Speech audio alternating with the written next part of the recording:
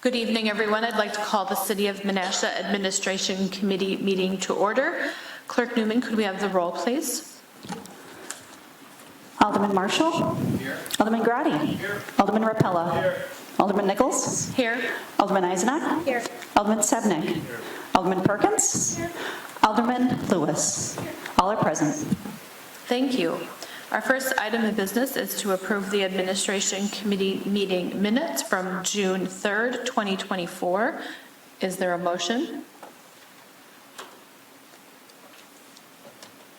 Alderman Eisenach. I would like to make a motion to approve the Administrative Committee minutes from 6/3 of 24.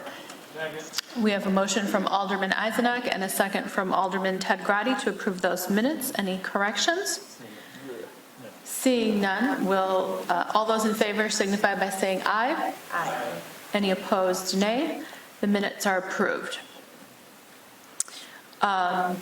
We have the distinct privilege to accept the audit report from 2023 this evening, and Ms. Leah Lysecki is here from Clifton Larson Allen to review the audit with us. All of you have it in front of you this evening, and I'm going to turn it over to Leah, who will walk us through the audit process.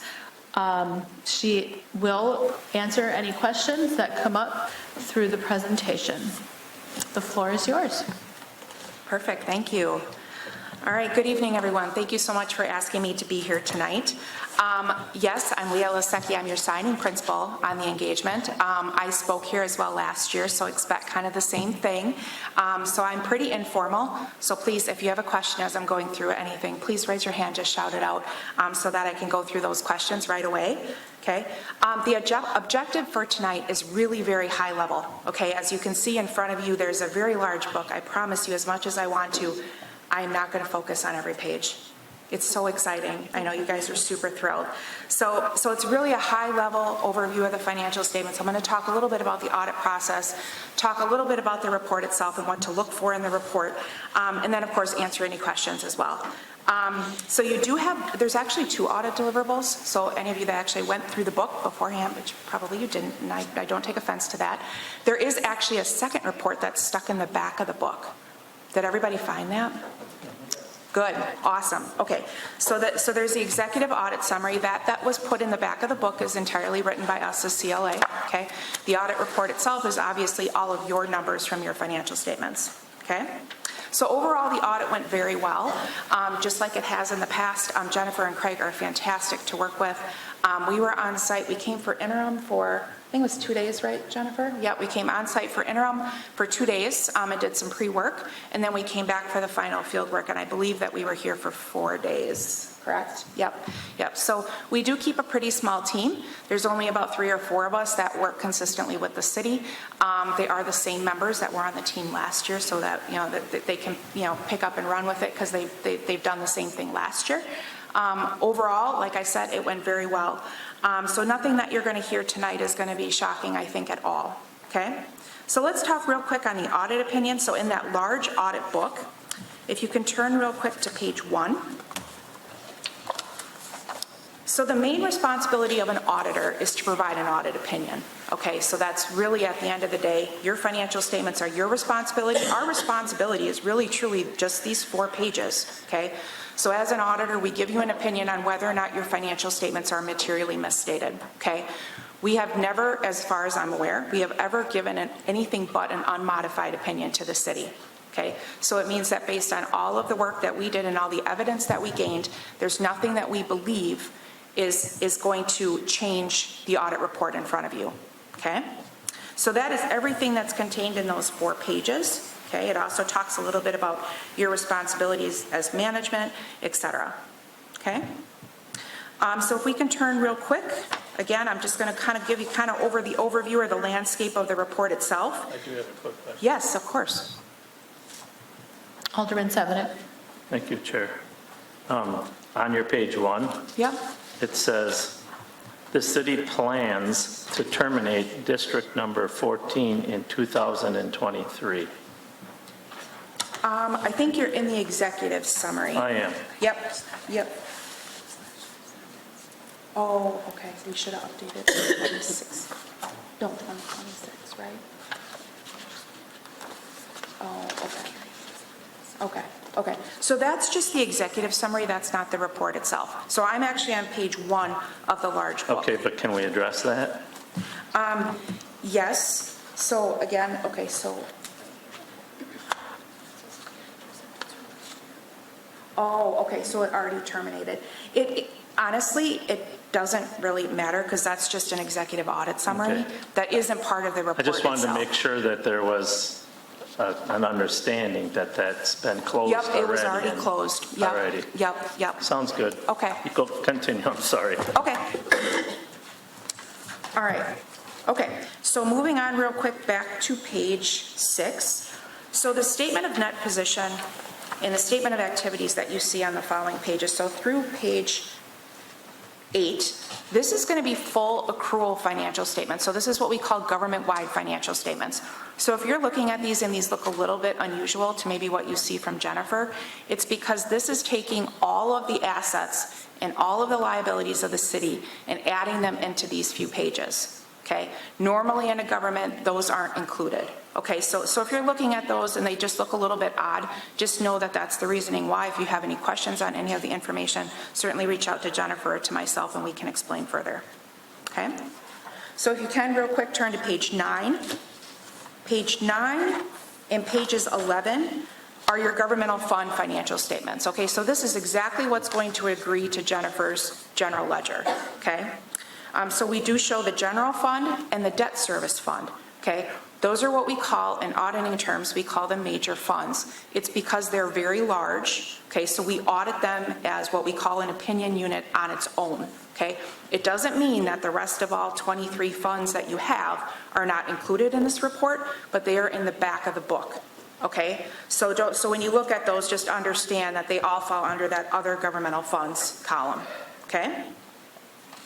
If we can look real quick at page 11 for the general fund, that's just real, again, high level.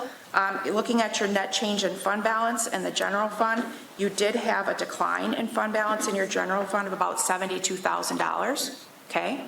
You did budget, I believe the budget was a deficit of $329,000, and you ended up coming out with a deficit of $72,000. Okay, so, and Jennifer had explained earlier today and made sure that I make all of you aware of that as a reminder, that part of that is 2022 carryovers, okay, as well as the fire department deficit as well, that caused that deficit. Okay, any questions on that at all? Did you want to add anything, Jennifer? No? Okay. All right, debt service, you'll see that debt service is carrying a negative fund balance. Okay, so that's that second column on page 11. Okay, you'll see that the debt service does have about $238,000 deficit. Okay, that can be fairly common in debt service. Okay, as you know, the life of debt is occurring, every single year that fund balance can go up and down depending on what you're doing in debt. Okay, so that's not unusual to see that. You'll do see that it did actually restore quite a bit of itself from the previous year. It was at $431,000 deficit. Okay. All right, let's move on real quick to page 13. Page 13, quick comment here. This is your budget versus actual for your general fund. Fantastic statement. This does agree with everything that Jennifer has on her end as well. We do audit the budgeted numbers and make sure that even what we're showing here as original and final budget in the report agrees with what she has on her end and what the City Council has approved. Okay. There are also budget schedules for all funds in the back of the book as well. Okay. Any questions on anything that's budget versus actual in the general fund? Okay. All right, real quick, let's move on to page 18. I'm going to completely switch gears here and we're going to talk about the proprietary funds. Okay. So the city has 3 proprietary funds, one of which is Menasha Utilities, which of course you do not handle within the city itself, okay? But you also have the sewage treatment and you have the stormwater utility, okay? These are separate funds from your governmental funds, okay? Your governmental funds are your main city funds, right? These two have a business focus because of what they are, okay? That they charge user fees. So they're handled a little bit different than what we had just been talking about with the governmental funds, okay? So let's talk real quick, high level, how each one of these funds did this last year, okay? The sewage treatment, you did end up having an operating income. So I'm looking at that second column on page 18. Your operating income of the sewage treatment was about $364,000, okay? Your prior year was about $173,000, okay? So you did have a nice increase in your operating income in sewage, okay? Your total net or change in net position going all the way down to the bottom on the third line from the bottom was about $402,000. Okay, so you increase the sewerage fund by $402,000. Okay, versus prior year was $156,000. Stormwater utility, if we look real quick at that column, your operating income was about $551,000. Last year was about $648,000. Dropping down to the bottom line at your change in net position, so the third line from the bottom, you're sitting with about $973,000 in change in net position, so increase in that fund versus about $1.3 million in the previous year. Okay, so overall very healthy. From an operating cash perspective, both of the utilities are doing very well. They can both cover operating cash. There was a decline in cash this last year, but that's due to debt repayment. So if I give any suggestion whatsoever, that would be my only suggestion would really be to watch those two funds and just make sure that those rates are going to continue to pay for the utilities with cash. Oh, Chair. I'm sorry. Sorry, I keep thinking. Alderman Sevenick. Thank you. So we did increase this fund, so this number should come in higher for next year. The sewage rates, Yep. correct? Storm. Yep, okay. Okay. So we'll see, I'll talk about it again next year. We'll talk about cash. We'll talk about cash flow again real quick with them next year, just to circle back to that. Okay? Any questions at all on the proprietary funds? Okay, I'm not going to go through Menasha Utilities, of course. I should mention real quick, and I apologize that I didn't earlier, Menasha Utilities ends up getting included in your report just because it's obviously very significant dollars, so it does entirely get included in your report. It's also audited by CLA. It's another team. I'm not the same principal that signs both, but it is the same. You know, they're audited just like you guys are, okay? Does anybody have any questions on that as to why they're included or anything? No, I think it should be included. Yes. We do own them. Yes, you do. Yep. Okay, very good. Okay, all right. Let me move on real quick then to, I'm going to flip all the way to the back. Now, this next section is the footnotes, and unless anybody had any questions on any of the footnotes, I'm not going to go through any of them. There's a lot of meat that's in the middle of this book. We are going to talk debt just in 2 seconds. That's going to be in the executive summary. So does anybody have any questions before I skip all the way to page 139? Okay. Alderman Rapella, let me turn your microphone on. All right. Happened to notice on page 66, I was just kind of curious, it talks about pension plans. And page 66. Just explain that to me, because in 2024 it was 331,000, then it went up to 1.6, and then 2027 4,321,000. Why the increase from 331 to 431? 4,321,000. Okay, so this is a great question, and you're not going to necessarily like my answer. So, okay, so the pension plan is your proportionate share of the Wisconsin retirement system. Okay, so it's not determined by the city. Okay, that is a state actuary that actually determines what the liability or asset, because sometimes it can be an asset, it will flip back and forth. They're the ones that determine those numbers, to be honest with you, okay? So the numbers that end up being put in your report are seriously just your proportionate share of the plan itself, okay? On the governmental funds, so in Jennifer's general ledger, she's only going to be showing the actual expenses of the plan itself. So when when you're contributing to the plan on behalf of your employees, that's what she's going to be showing as expense in your governmental funds.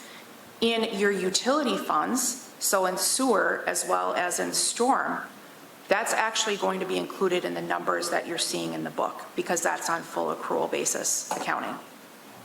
So unfortunately, I don't have a good reason why you see these big changes because it's an actuarially derived amount. It's the actuaries that have come up with those values.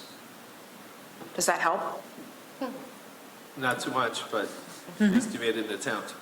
So, well, how about I put it, I'll go on just one second. So in other states, this is a big deal because like in the state of Illinois, the state of Michigan, we know that there are problems with their pensions, right? Correct. We are so fortunate in the state of Wisconsin that we do not have that, okay? So for you guys, it's kind of like, well, you're looking at this going, well, we're never going to owe into the pension plan anyways, right? I mean, you're already putting your money into it now, right? You're not going to owe an additional liability on top of it. Other states aren't as lucky. So that's the reason why this gets included. Okay, so you still can't tell me why it went from 331,000 up to 4,321,000. And not unless I dove into the actual reports from the actuaries from the state. Okay, how many minutes will that take you? That would take me a lot of time. Okay, all right. Understood. Okay, thank you very much. You're welcome. Thank you. All right. You're welcome. Okay.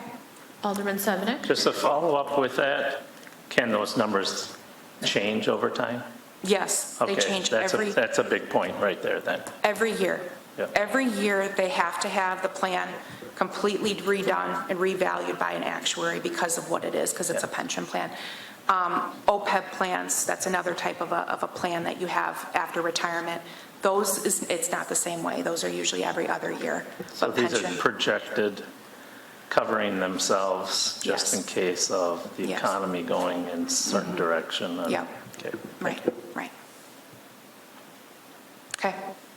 Any other questions before I move on? Okay. All right, real quick, if we can turn to page 139. So as you may recall me talking a little bit about last year, you had to have a federal single audit last year. So that's when you have federal awards that are greater than $750,000, you have to have a larger compliance audit, okay? That was because it was Menasha Utilities that actually had received the grant, okay? This year, you did not have to have the federal single audit, but you still have to do some compliance because of your public health department. So the Wisconsin Department of Health Services requires that you still have compliance procedures done. We have to test over 25% of those dollars that you receive from DHS, okay? The good thing is that through all of our compliance procedures, everything else, we had absolutely no findings, no issues or anything with any of those funds that came in. Okay. The only finding that we do have, and I do have to mention it, although it recurs from the previous year, is going to be on page 146. So this is just explaining that we prepare your financial statements. Normally, financial statements would be prepared by management, but a lot of governments still outsource to their auditors to do it because it's a lot of work to prepare 146 pages, as you can imagine. So it's a service that auditors provide very frequently. However, I'm not involved in the day-to-day business of the city, so there could be a mistake that I could make. Do I think that's going to happen? Do I think it's going to be material? Absolutely not. But it does become a finding that we issue in the report. Okay? This is recurring. It's the same as what it's been in the past. It's actually probably reads verbatim to last year. Okay? Any questions at all on that? Yes, I have a- Alderman Rapella? Thank you very much. I'm looking at page 145, just on the other side. It just happened to say basic financial statements. It said material weaknesses identified, no. Significant deficiencies identified, yes. So I'm just curious, what are the significant deficiencies? So that's the one that I just explained on page 146.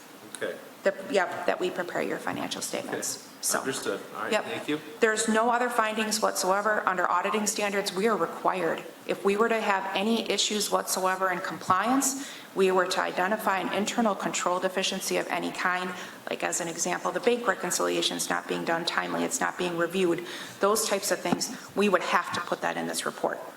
Okay, so we had no issues whatsoever. We had also had no management comments, less severe than putting into the report, but we didn't have anything there either. Okay, you're very welcome. Okay, all right. So can I switch over to the executive audit summary unless anybody has any other questions? So again, the executive audit summary is just a snapshot of the high levels of the audit that we think as auditors are really important. Okay, so page 1 is an executive audit summary. Okay, so it's just the high level. I just went through all this stuff, so we're not going to go through it again. But if anybody, these are always good things. Like I always say, if you're talking out in the community, these are your boilerplate items. These are your elevator speech is right here. Hey, we have an audit. Yes, we have an unmodified opinion. Blah blah blah blah. Okay, so that's what that is. So starting real quick on page 2. So page 2, 3, and 4. This is formal required communications with governance. Okay.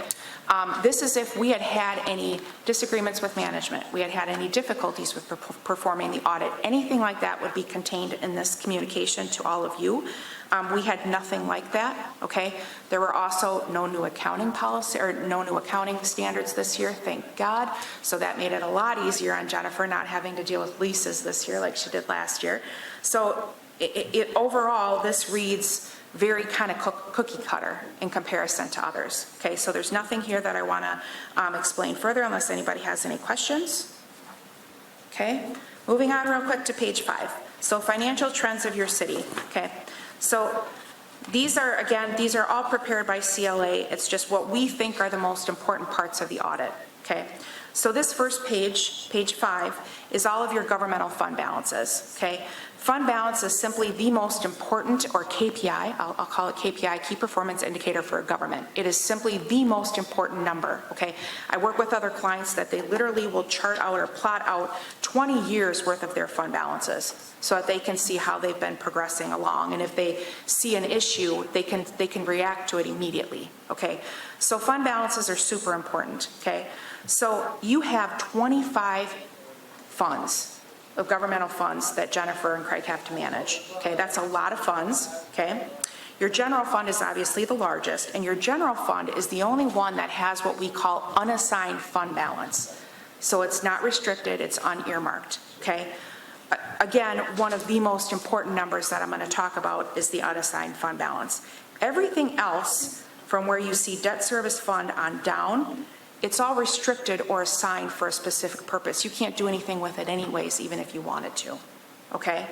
So I'm really going to focus on total general fund balance real quick, and I'm not going to go through the other amounts unless anybody has any questions, okay? So your general fund is made up of 3 different types of fund balance. You have non-spendable, you have assigned, and you have unassigned, okay? Your non-spendable fund balance is made up of inventories and prepaid items as well as long-term advances. It just means that you do not have assets in a spendable form to be able to use.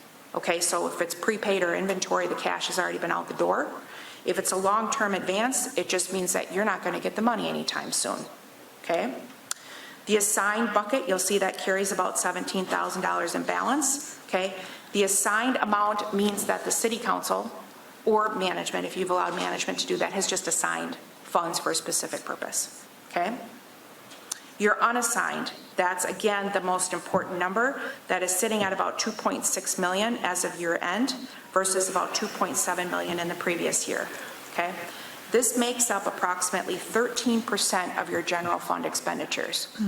Okay, so this is, when I talk about KPIs, key performance indicators, that right there is the most important one, 13%. If you stop collecting taxes, if you stop collecting revenues, you'd have 13% of your expenditures. You would last 13% into the next year is essentially what that's saying, okay?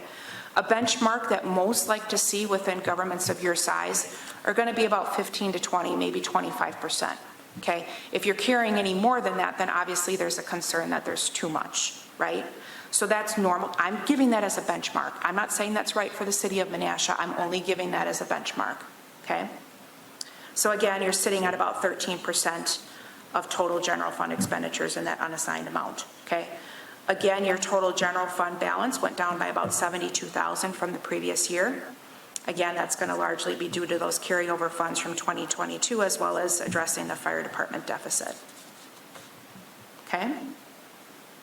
Any questions on any of that? Or Jennifer, anything to add? No? Jennifer, what does our ordinance say? Is it 10% that we, yeah, Yes. okay. So the way I look at it, you know, we did put together a goal or where we think we have to be, and that is 10. So if we're at 13, we're doing okay, Yep. just I would okay. agree. Yep, I would agree. Okay. All right, if we can move on real quick to page 6, let's talk debt real quick. So you'll see this chart that's at the very top. You'll see that there's the general city column as well as Menasha utilities, okay? The general city does have principal outstanding of about 34 million as of December 31st. And Menasha utilities also has about 1.4 million that's outstanding as well, okay? So obviously they're responsible for that debt, but it's under the tax levy that it has to be repaid, okay? So your total GO debt sits at about 35 million as of December 31st. This is up about 1.3 million from the previous year. This is a result of new issued debt of about 3.6 million and principal payments of about 2.3 million. Okay? Of the total 34 million, you'll see in that next sentence down that the TIDs do have about 1.4 million of that outstanding debt is attributable to the TIDs. Okay? Do keep in mind as well that this does not include revenue bonds. Okay, revenue bonds are paid for by user charges. Okay, they are not part of the general obligation debt. Okay, so looking at your legal margin for new debt, so in the state of Wisconsin, you are held to 5% of your equalized value of the city. Okay, you can't have any more than that. Any more than that, you're going to end up with extreme penalties and reduction of aids. Okay, so you could borrow up to 86 million. Okay, you are sitting at about 35 million. So your legal margin for new debt is about 51 million. So looking at that on a percentage basis, right now you're utilizing about 40.8% of your total debt margin. Okay, if you take off Menasha utilities and don't include that, then you're sitting at about 39.2. So if anybody cares on that percentage. Pages 58 and 59 in the report do explain a lot more on debt. There's long-term maturity schedules, as well as every issuance is listed out with the interest rates and the maturity dates. Okay? Any questions at all on any of that? Just want to know what page you're on. Oh, on page 6. Okay, thank you. I thought you jumped past that. No. Okay. All right, moving on real quick to page 7. So page 7 talks about your tax and incremental districts, so your TIDs. Okay, this is really just informative, just to kind of know where you're at with each of them. Okay, you currently do have 7 active TIDs. As noted, TID 14 did close this last year, and it's TID 7, correct? That's going to be coming up and closing in 2026? 4? TID 4? Okay. So there are 7 active TIDs. Right now you're sitting with about 6.9 million in unreimbursed project costs within those TIDs. Obviously that changes every single year, goes up and down. Your outstanding long-term debt, as I had mentioned before in those TIDs, you'll see those listed by TID. That's also about 1.4 million. Okay. The bottom section, you will see this is a very nice chart, taken right off of DOR's website. The base value of the TIDs, the current value, gives you the increment value as well as the creation date and the statutory termination date. Okay? Sorry. Alderman This might be Sevenick. for Sam, but he can just, what area is TID for? Challenge me today, that's downtown. Downtown wrapped up. Okay, that area. Okay. Okay. Any questions at all on TIDs? Okay. The remainder of this, and I'm not going to go through it in depth because there wasn't a significant change from the previous year, and I didn't see anything that was alarming, at least from an auditor's perspective, is your internal service funds. Okay, we do an analysis here. We just show the current year to the previous year of those internal service funds on the next several pages. Okay, but unless anybody had any questions, I was not going to talk on that further. Okay. And last but not least, page 12, we do talk a little bit about an upcoming GASB statement that, of course, I do feel like this is going to impact you guys. It's compensated absences. That's going to be further valuing some liabilities that are associated with compensated absences. So we will work closely with Jennifer on that for next year. Okay. And then the rest of this was just the rep letter that was signed. Okay. Any questions from anybody? Any thoughts?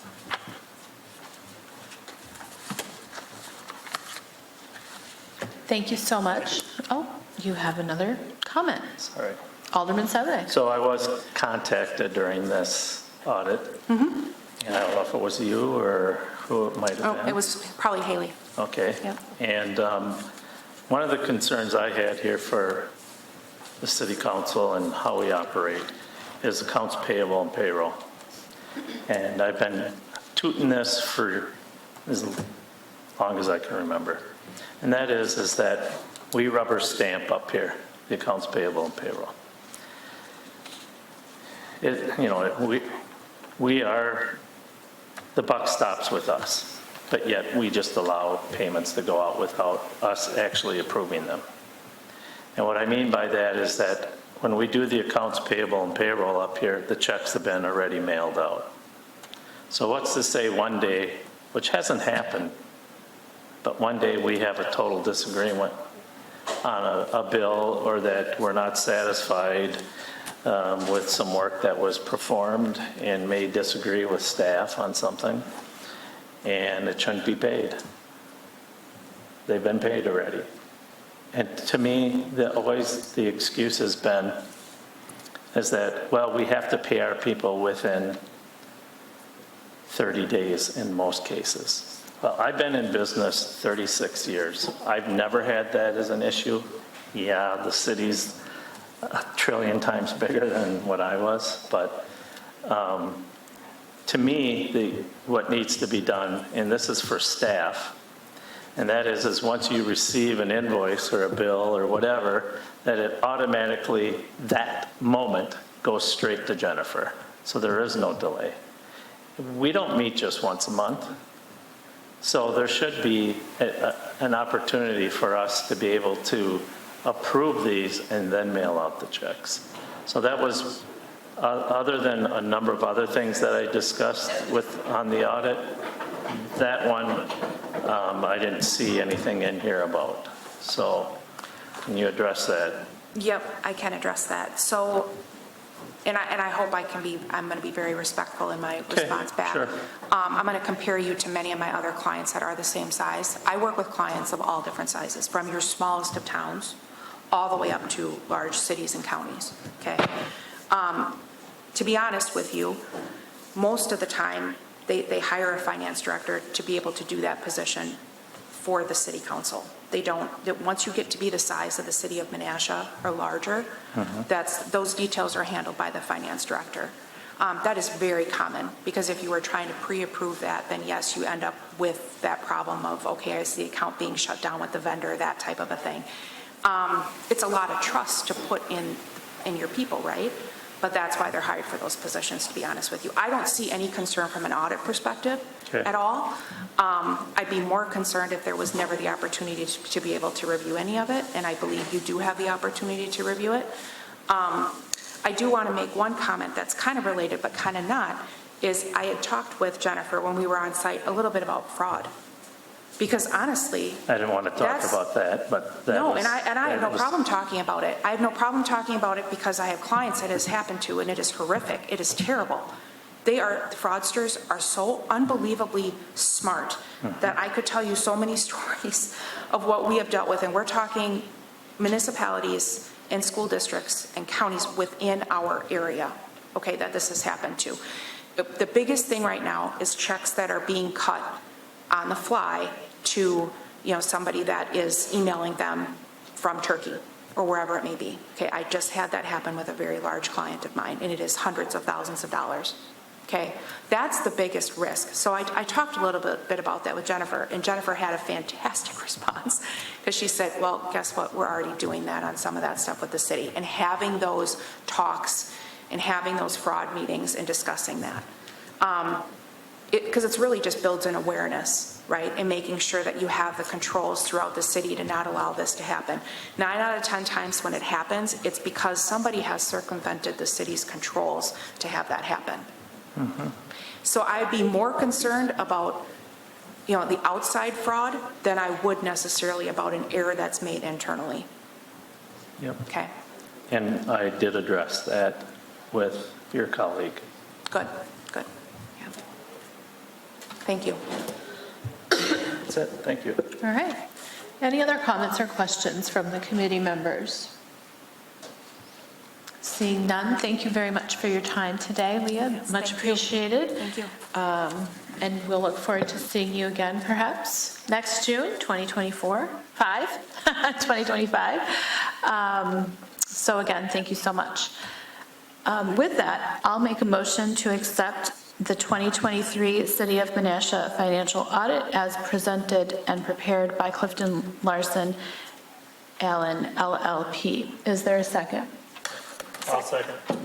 We have a motion by Alderman Nichols and a second by Alderman Sevenick to accept this audit. Any discussion from the committee? Seeing none, all in favor signify by saying aye. Aye. Any opposed, nay. The audit is accepted.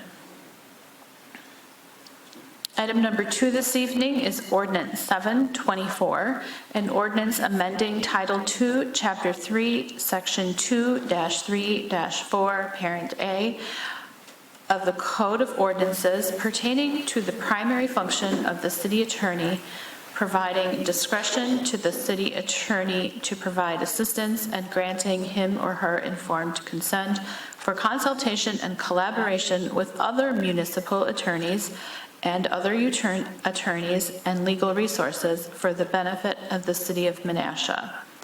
And with that, that's a mouthful. I'm going to turn that over to Attorney Struve for an introduction and summary for what is being asked this evening.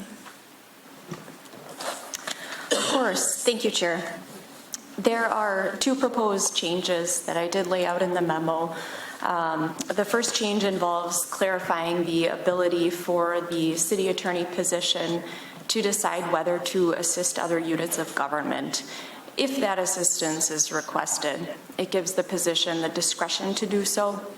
The position currently has the authority to represent other clients, so long as it does not interfere with the authority, the city attorney's, duties to the city of Menasha, the ethics rules, and the Wisconsin Supreme Court rules. This change would simply clarify the ability to assist others, including municipalities, at the city attorney's discretion. This change proposed is provided in the current paragraph of that primary function of the city attorney position in our code. The other change involves granting limited informed consent to the city attorney position to participate in listservs, discussion, consultation, collaboration with other municipalities' legal representatives to the benefit of the city. So in practice, this has been occurring for years. The ABA only just recently came out with an opinion on this matter that participation in listservs, conferences, collaborating, that questions the ability of the attorney to speak in relation to a matter on a listserv, in a listserv setting, for example, without that informed consent of the client.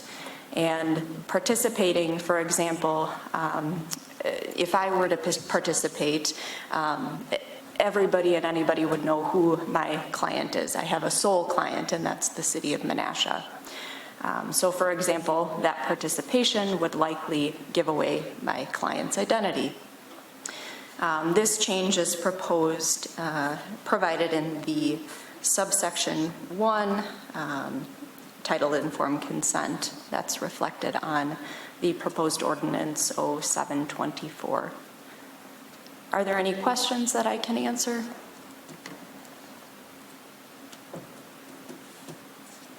Alderman Sevenick. Thank you, Chair. So you're saying because of the ADA rule change, what is the American with Disabilities Act, or what? What are we talking about? ABA. Oh, AB, okay, American Bar Association. Yes. Sorry. Yep, no, I swear no I problem. heard, okay, so, you did too? Okay, good, I'm not that hard of hearing, so. Anyways. Our ears are plugged though. Oh, okay. But you're closer. Anyways, yeah, for years, we've had the city attorney from Nina fill in when you're gone, or vice versa, and I understand that part of it. That's always been actually very appreciative between both communities. I don't understand the second part of it, why this, is this something that our past attorney was involved with?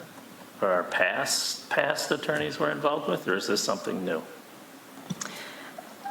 This second thing, are you Yes. referring to the collaboration aspect? Yes.